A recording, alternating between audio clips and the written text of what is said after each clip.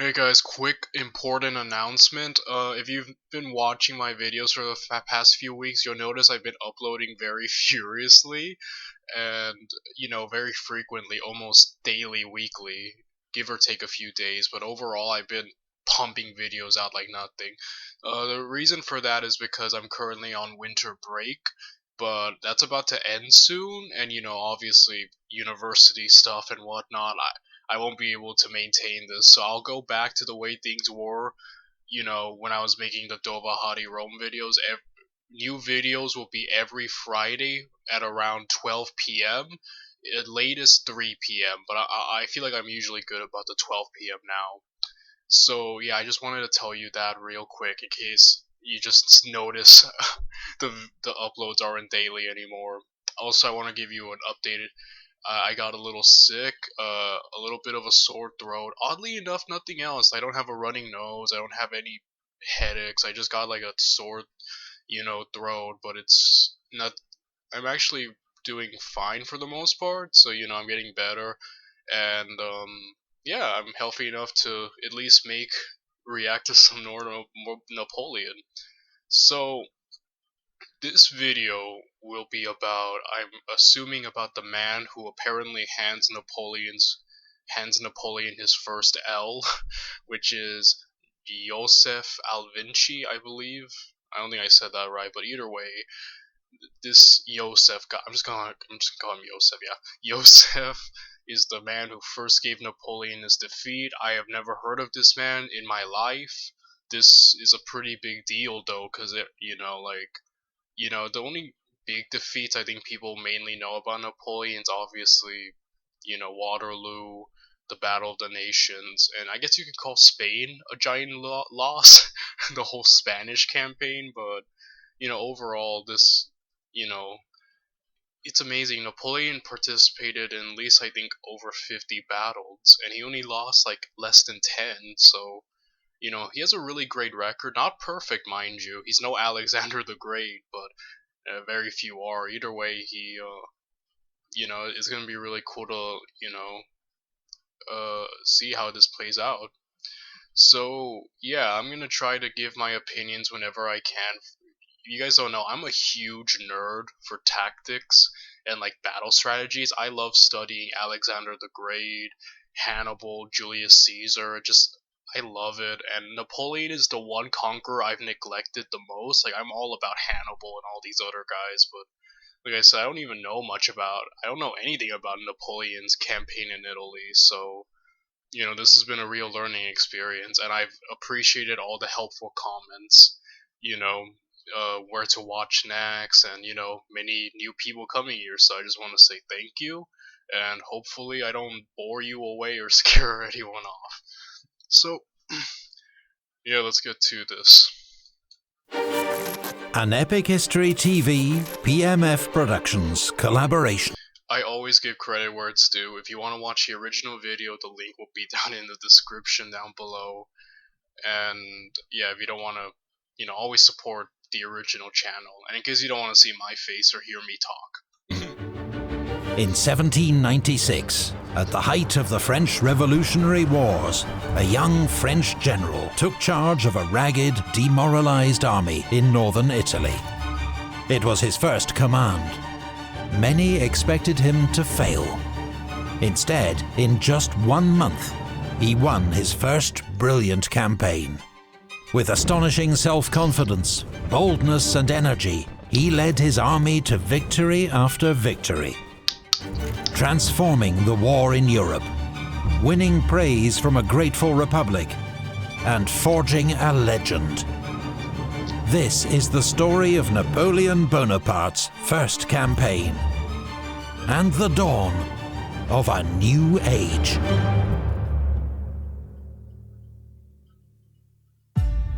October 1796. 6 months have passed since General Napoleon Bonaparte took command of the French army of Italy. In that time, he's led a series of brilliant operations against the Austrians and won a string of battles. Now he appears close to final victory.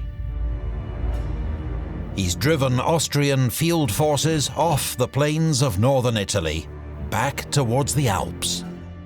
While his troops have the great fortress city of Mantua, the key to Italy, under close siege.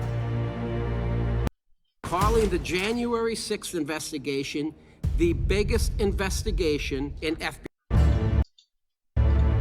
Mantua's oversized Austrian garrison.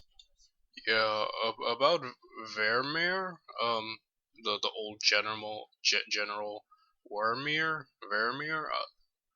Again, if you followed me for a while, you'll notice I'm always second guessing myself about if I'm pronouncing anything right. But I just say Vermeer. So Vermeer, I think I didn't talk a lot about in last video, but yeah, I kind of really, like, I have a lot of respect. The dude is holding his ground, and even though, like, Napoleon did thrash him, like, I respect him for, like, holding his own for the most part, not just panicking even when the situation is completely turned on him. And I was amazed when he went to Mantua. He didn't even go inside the city. He ran from the French army, right? Like, booked it with the speed of the Flash or whatever. And he just stayed outside the city. Like, he was just gonna chill out because even he knew that the city wouldn't hold him. But it's like, that's insane to me. Like, usually everyone jumps right into the cities, right? But, like, I don't know, it's insane. I have a lot of respect for him, is all I'm saying. Like, I'm learning about military minds that I've never heard of in my life, and I'm, amazed. And I'll definitely be looking more into it. Is nearing starvation and riddled with disease. Napoleon appeals to its commander, Field Marshal von Wurmser, to surrender. Wurmser. The brave should be facing danger, not swamp plague, he jibes. But Wurmser is a tough old veteran. He will not yield while any glimmer of hope remains. Yeah, this dude's got, like I said, Wurmser. I need to get that in my head. Wurmser. I was saying what Vermeer is. The point is, Wurmser is like, I don't know, he comes across as that tough old dude, like, yeah, grizzled military leader who just knows, he has experience, and yeah, it's like, what's that saying, that famous saying from the No Country for Old Men? Fear an old man in a profession where young men usually die, right? So, I don't know, just that quote popped in my head. And he knows that to the north, Austria is gathering fresh troops to march to his aid. True, many are Grentz battalions, a type of Habsburg frontier militia, poorly drilled and short of officers. But they help raise the strength of the Austrian field army to 44,000. And they have... Yeah, so last video, there was complications with the other French lines out of Italy. Like, they're struggling against, like, Austria, and so Napoleon wasn't going to get the reinforcements he demanded, or needed, or claimed to need. So, here, he's in a very tough situation, because he won't be restocked that well, right?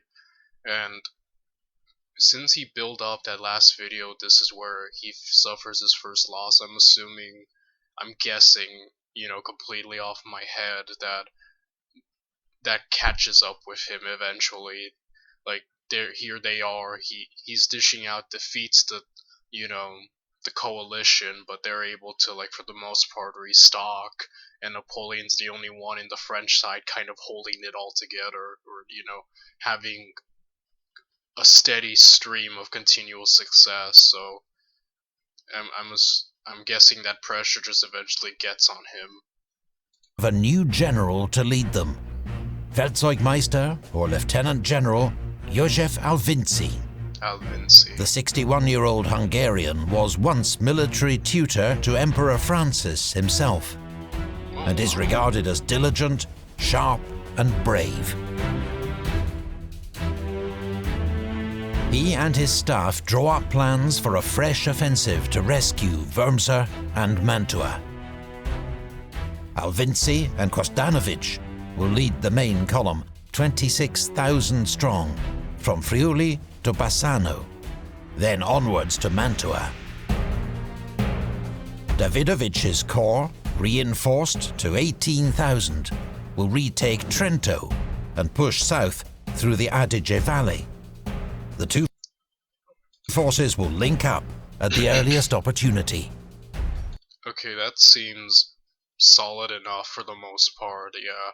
Like I said, they're restocking. Napoleon isn't getting exactly what he needs right now, so I'm assuming it's kind of like, I played this game called Mount and Blade Warband. Like, you can, like, it's a medieval kind of sandbox simulator. You can raise up your own armies and fight against lords. In the game, for if you guys ever want to play it, when you defeat a lord's army, usually the AI regenerates very quick over a few days, so that the lord will be able to gather a fresh new army very quickly. Meanwhile, every loss you have, you need to manually restock, retrain new troops and stuff.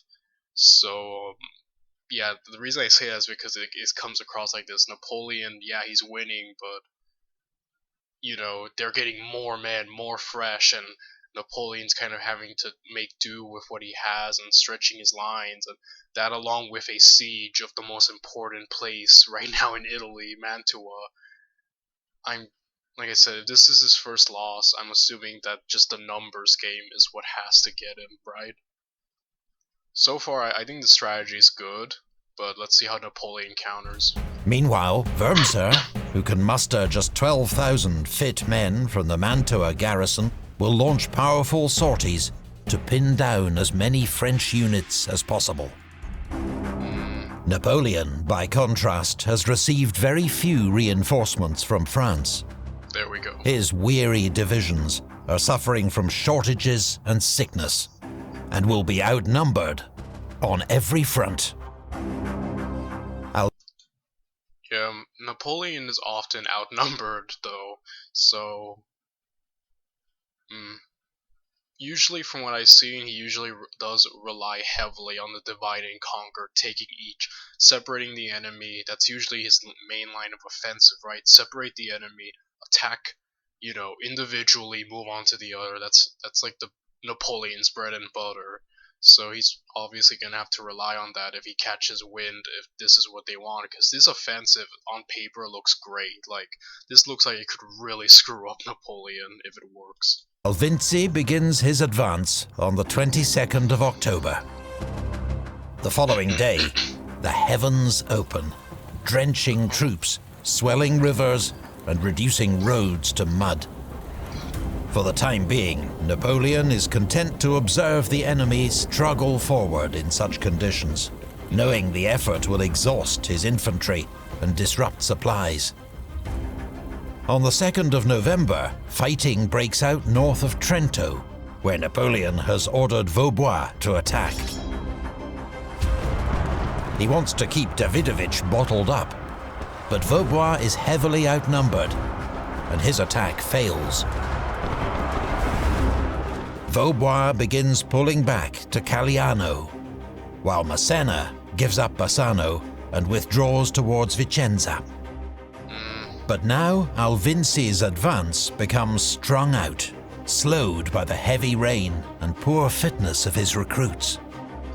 Okay, so yeah, it seems like the Alvinci's overall plan is working, but the factors out of his control, such as the weather, are screwing him over, and obviously the fresh conscripts aren't the best for him. So I could see how Napoleon might try to use this to his advantage. Let's just keep going. And it is against Napoleon's nature to remain passive for so long. As the Austrians cross the Brenta, he orders Massena to attack General Liptay's division at Fontaniva, while Augereau attacks Hohenzollern at Bassano. The French launched dozens of separate assaults, But for all their poor march discipline, the Austrian recruits stand their ground and fight hard. With around 3,000 casualties on each side, the Second Battle of Bassano is the bloodiest day's fighting so far in the Italian campaign. And a failure for Napoleon. Hours later, he receives dire news from Vaubois. During heavy fighting at Caliano, some Croatian troops get behind the French line, triggering panic and a rout. Vaubois loses nearly half his division, killed, wounded or missing, before he can regroup at Rivoli. The French... Yeah, this isn't looking good at all. Like, even with the setbacks that the Austrians have faced mainly due to the weather, yeah, it's just they have the fresher troops, they can restock, and just like, yeah, Napoleon's army seems to be at its stretching, like, limit right now.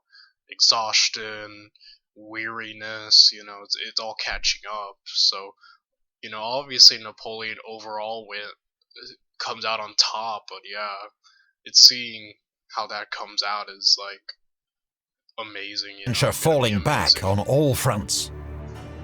And unless Napoleon can conjure something remarkable, he seems destined to suffer a major strategic defeat.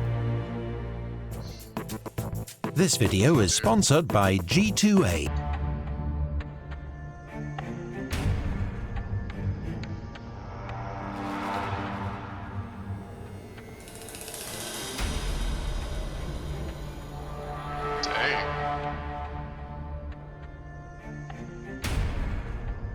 Napoleon's position is perilous, but his enemy's cautious pursuit affords him some respite. 4 whole days pass while Alvinci and Davidovich coordinate their next moves.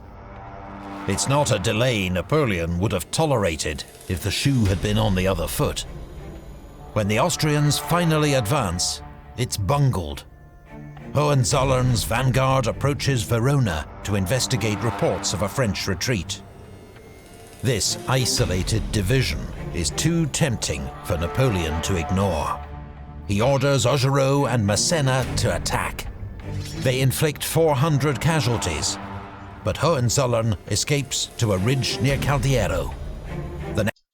Okay, overall that was smart. That's something like it reminds me when I used to play Risk with my friends, like my old former friends. Like we used to play Risk online with each other, and you know, overall, yeah, like I said, Napoleon's whole thing is dividing the enemy and fighting off, you know, instead of trying to fight them all together, because when his enemies eventually do unite as one whole and are together, he usually loses, you know, in case in point Waterloo, right? His strategy was to try to get rid, but he couldn't, and then they all, yeah, you know, but, yeah, that was smart, but, yeah, even then, even if he had just completely wiped them out, there's still so many coming, so yeah. Next day, Napoleon orders renewed attacks.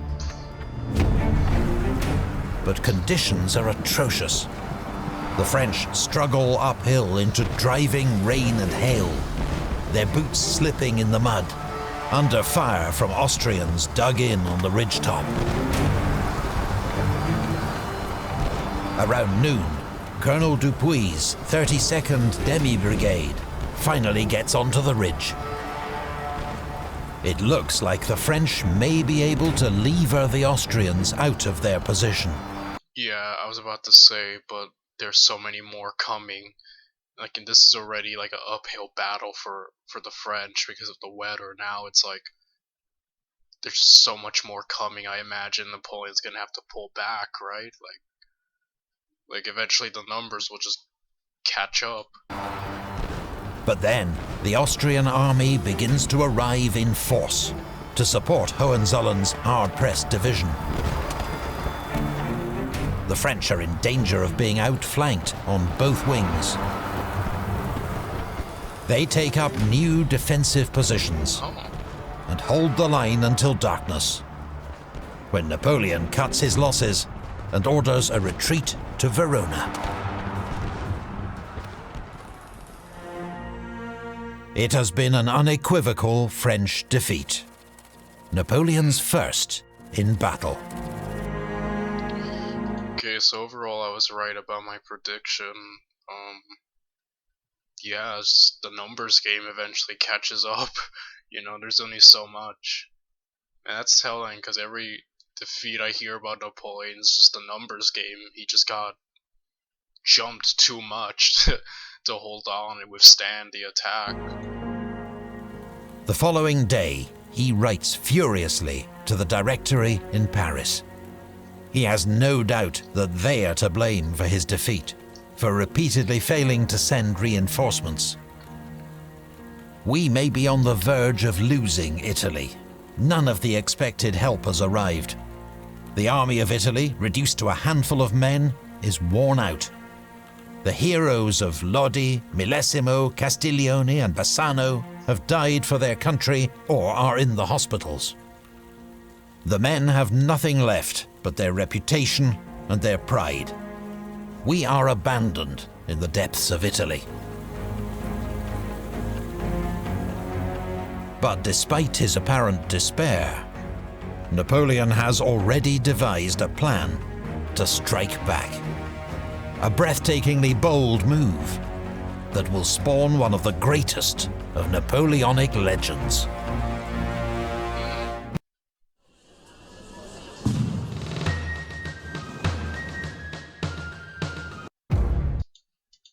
Man, what can Napoleon be thinking? Man, obviously it's gonna be something awesome. I predict he's gonna obviously, like, with the knowledge of foresight that this Italian campaign was overall a win and successful for Napoleon. You know, obviously he's gonna bounce back. He's about to have a comeback, but I wonder what he could be planning. I want to predict, but again, all I probably just say is divide and conquer, right? Quickly jump one group, or night raids, or I don't know. We'll find out. I don't want to predict too much.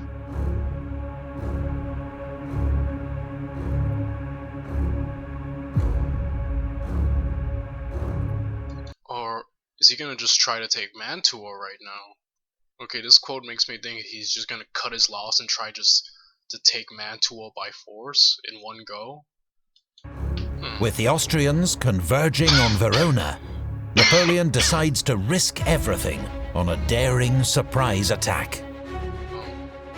Leaving Macquart to cover Verona, he will circle south with the rest of the army, cross the Adige River, and swing north, threatening to cut Alvinci's lines of communication and capture his artillery, baggage, and supplies. Such losses will force Alvinci to abandon his advance. Marching overnight, Augereau and Massena arrive undetected at Ronco. Augereau's men cross the Adige on a pontoon bridge and begin moving north. But with marshland on all sides, they have to stick to the narrow, raised causeway, just 20 yards wide. Yeah, okay. So this is Napoleon's plan. I thought he was gonna try to, just try to take Mantua for a second. I was like, is he just gonna... Okay, everyone just jump Mantua. But yeah, this makes more sense. Alright, yeah, the good old...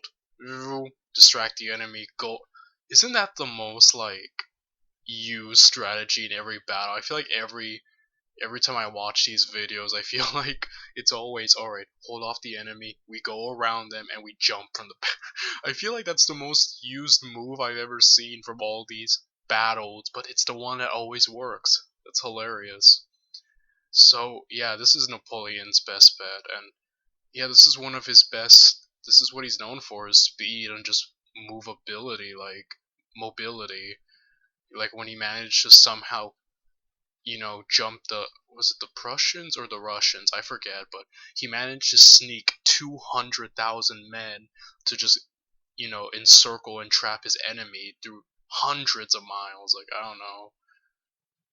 It's like that's one of his things. His speed and mobility is a huge part of his success. And yeah, we'll see if this plan works. It seems like the best bet he has right now, quite frankly. If not, he seems screwed. And when they reach Arcole, where they must cross the bridge to continue north, they find it held by 2 Croatian battalions.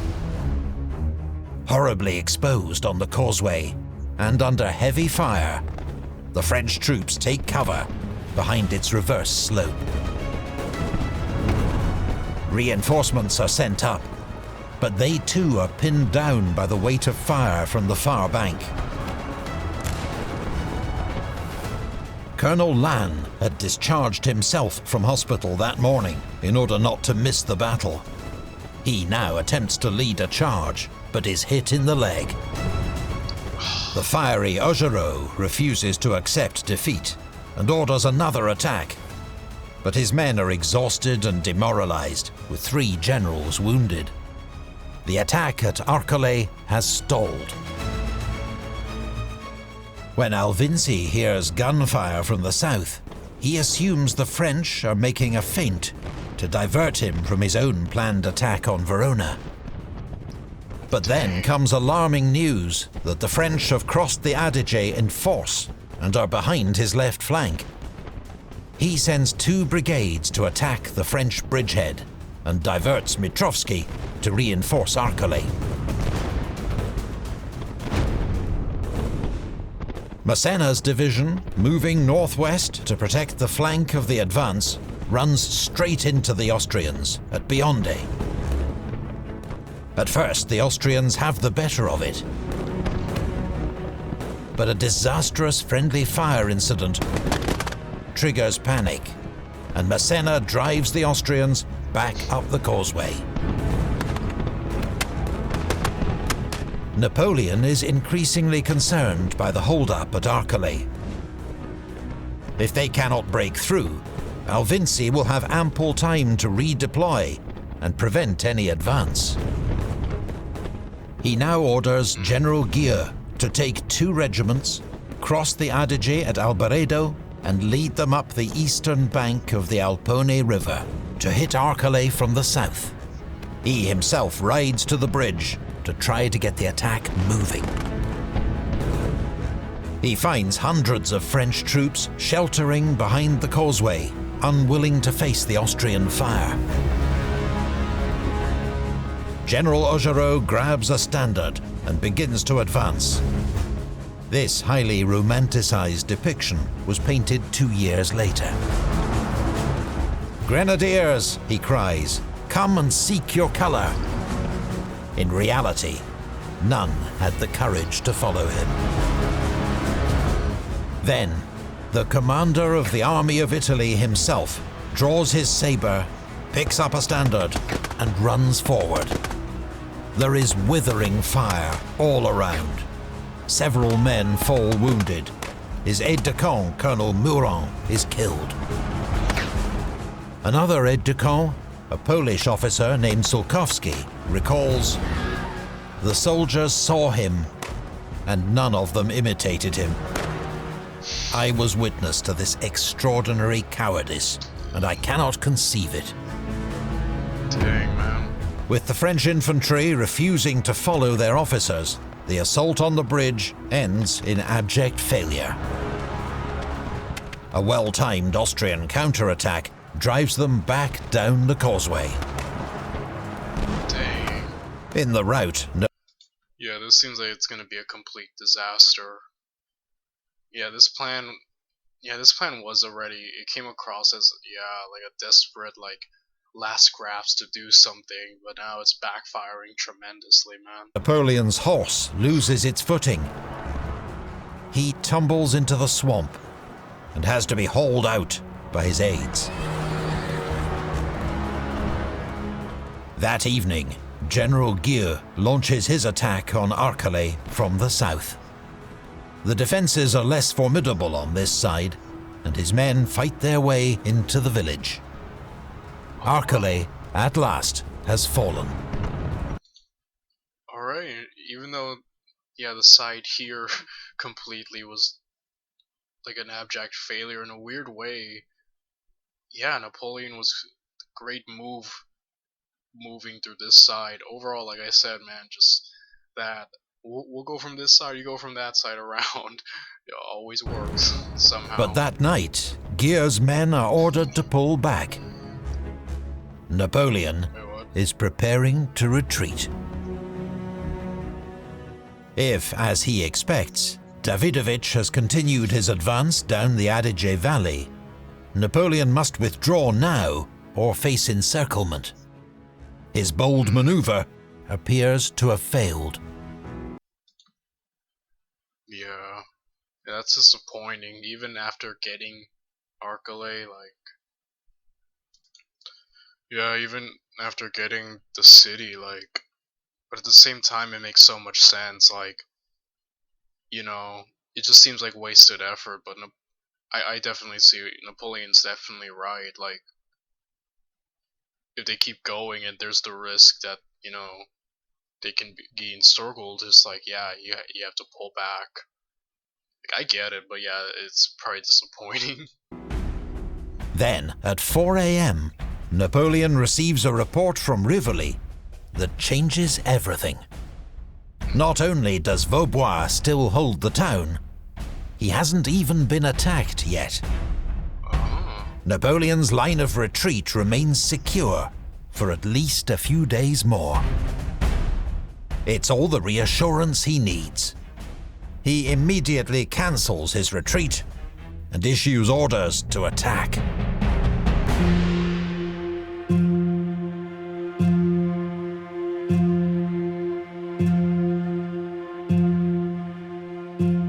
Alright, so it seems like the caution of the enemy generals, for whatever reason, he hasn't attacked yet. So I'm not sure if it's just I'm assuming it's caution, but yeah, the caution or the hesitance and the lack of aggression overall seems like just what Napoleon needs. Because Napoleon seems like a real aggressive go-getter, right?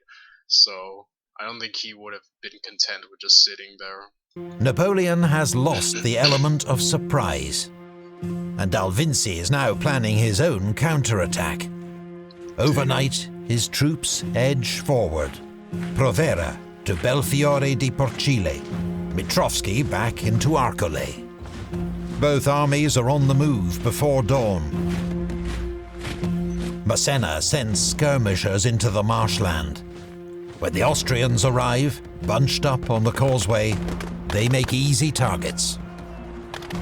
After Okay, Massena, that was a brilliant move because, as we saw earlier, troops, troops shooting at their own, soldiers essentially is what allowed them to push them back in the first place. So just being ahead of the curve, and this time doing what they attempted to do, but actually right, like, yeah, great. That's a great way to, great learning from there. a sharp fight in which an Austrian general is killed, Massena's men are driving the enemy before them. Augereau, however, cannot get close to Arcole. The causeway is still swept by Austrian musket fire and canister from across the Alpone. Napoleon orders troops to cross downstream at Albaredo, but the Austrians now have 2 battalions guarding the crossing point. French attempts to float or swim across the river come to naught. Day 2 of the battle ends in stalemate. Many soldiers have to camp amid the marshes and get what food and rest they can. Napoleon will try once more to break through, but he is running out of time. Mobile games are going big.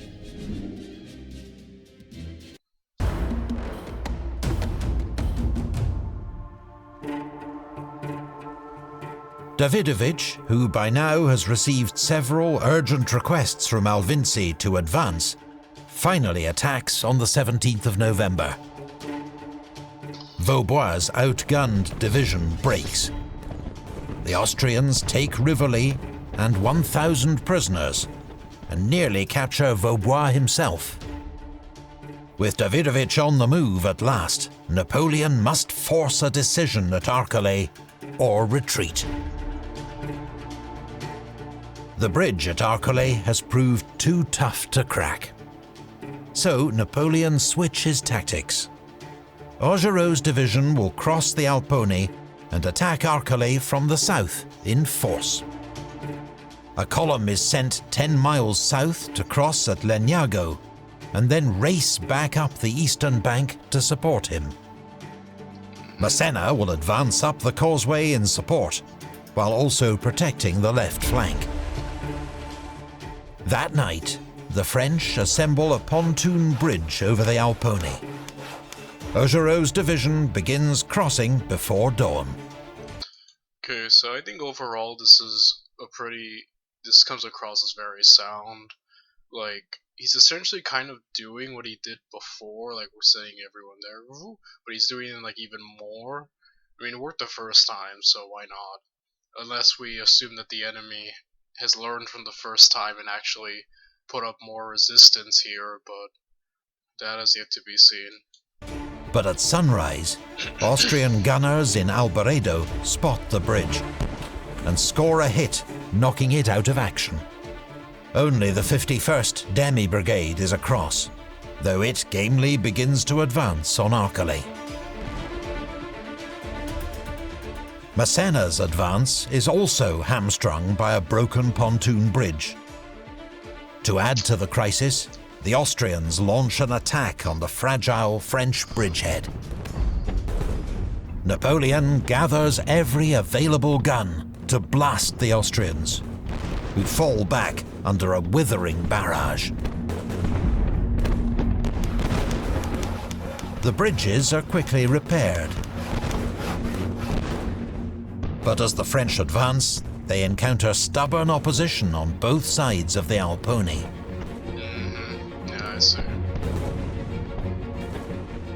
A bloody seesaw battle surges back and forth along the causeways. Neither side can deploy its troops, nor gain an advantage. Around 3 p.m, the French column from Legnago arrives, threatening to turn the Austrian flank. Just as Arcole seems about to fall, the Austrians launch a ferocious counterattack across the bridge. Brigadier General Robert is killed. His troops fall back in disarray. The panic is contagious. Augereau's men lose their nerve and fall back to the bridge. The moment of crisis has arrived. But while the enemy has just used his last reserves, Napoleon can call on Massena's unengaged troops, including the elite 32nd Demi Brigade. Okay, so, alright, yeah, this just seems like one giant disaster for now, but yeah, Massena might be the dude who finally turns the tide, jumping from behind when no one else is, assumingly to catch them unawares. If so, I could see that working very well. Their sudden counterattack turns the tide. Massena's men sweep up the causeway, taking scores of prisoners, as Augereau's division resumes its advance. As they approach Arcole, Napoleon arranges a small ruse de guerre. 25 of his elite escort sweep in from the east, blowing bugles to feign a mass cavalry charge. In the evening light, it's enough to scare the remaining garrison into abandoning the village. Smart. Yeah, I love it when they use that tactic in history. Like, I think it was Belisarius when we were looking at the Justinian video, he would just light a bunch of bonfires to make his army look larger than it was, scaring the enemies off. Or like, I think it was General Lee in like, the Civil War. he would march his troops around the forest, make it look like he has a huge army, scaring the Union, general at the time, that McClellan, the dude with the mustache, the awful dude. um, yeah, so I love it in history when they do that and it works. It's just like the ultimate bluff, but like it works so well. I don't know. I just love it when when they do that. As the French continue their advance, Alvinci orders his exhausted, demoralized army to retreat east, to Montebello, to protect its lines of communication. The 3-day Battle of Arcole has been a messy, bloody affair, with no great tactical flourishes. Napoleon's margin of victory is narrow, and a third of his army are casualties. But he has done enough, for now.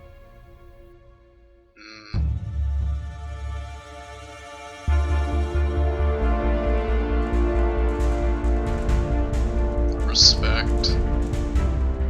Alvinci may be withdrawing, but Davidovich remains a threat.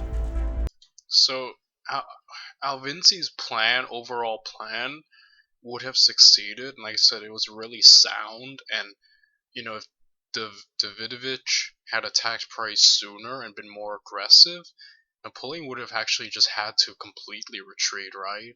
Like, the plan, yeah, I guess it's just them not being coordinated enough is ultimately what gave Napoleon this, rest. So, yeah. The next day, Napoleon sets off at his customary pace with Massena's division to reinforce Vaubois. Augereau takes a different route to threaten the Austrians' line of retreat. The confusion that follows between Alvinci and Davidovich verges on farce. Alvinci writes to his corps commander, informing him that he will support him by resuming his advance. But Davidovich, having heard of the defeat at Arcole and now directly menaced by Napoleon, is... Yeah, like I said, it's the communication is the biggest problem. That, yeah, like, if they just had been in better communication, like, Alvinci probably could have, like, they would have probably already had Napoleon even more at the ropes. Like, I don't know, like, solid plan is just, like, again, that communication, man.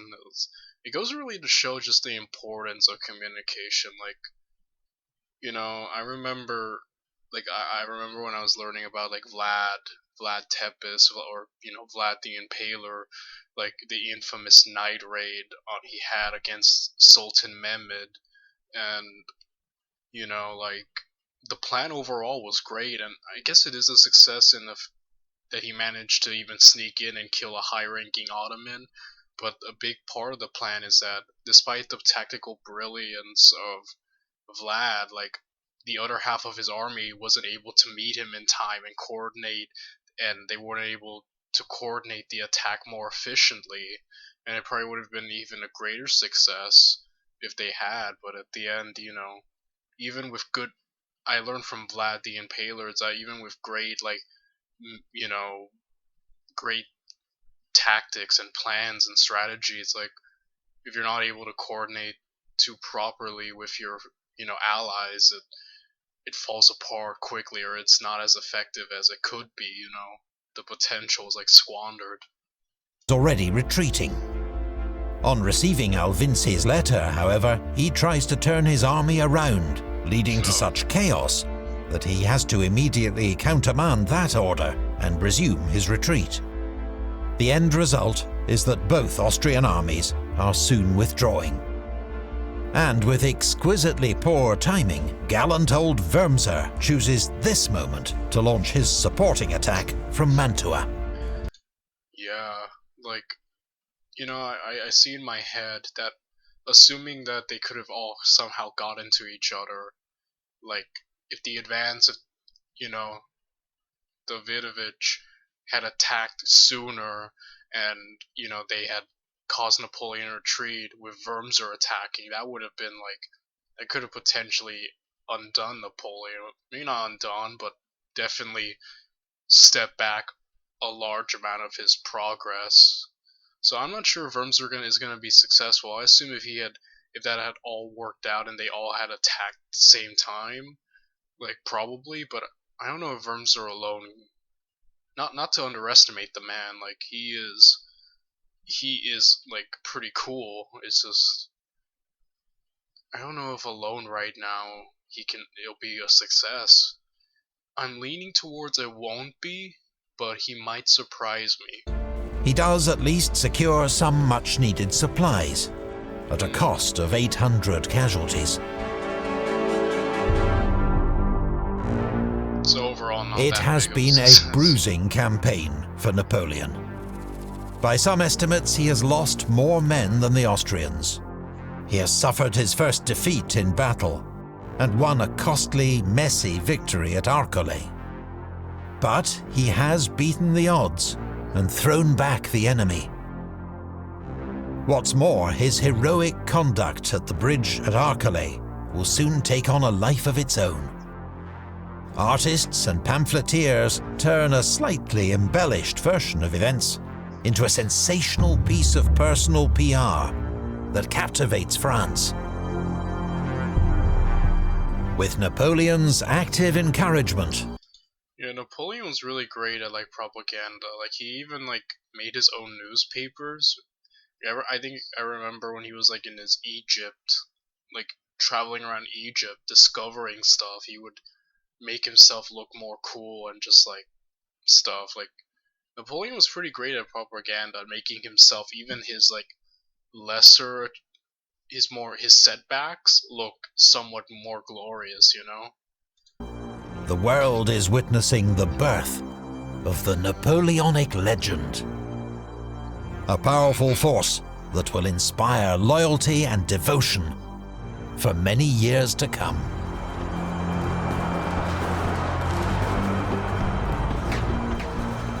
For now, both armies settle into winter quarters, as December brings bitter cold and heavy snow to northern Italy. In Mantua, the Austrian garrison is near its limit. Starvation beckons, though Wormser is determined to hold out to the last. Yeah, Wormser has that iron will, man. He has that like old man stubbornness. You know what I mean? But yeah, he has that elderly stubbornness, which, in my opinion, is probably the strongest stubbornness that can ever exist in a human. So, man, how are they gonna get rid of him? I assume eventually he just has to give up, right? Or like his mentor, or like I know it has to fall, right? But man, Wormser is making them work for it. Like that's for sure. The Austrians will have one last chance to save the city. A final offensive to decide the outcome of the war in Italy.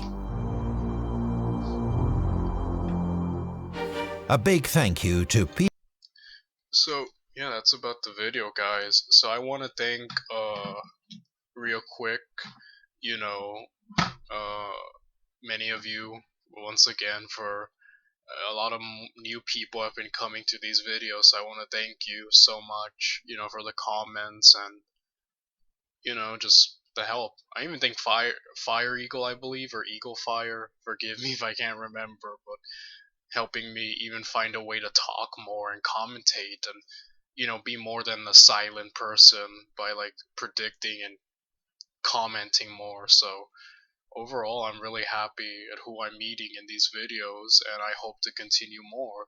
So I will see you all next Friday. I won't be going through the week, like I said. School's starting very soon. I'm gonna get back to the Friday only uploads, you know, until the next inevitable break, in which I will just keep uploading like him.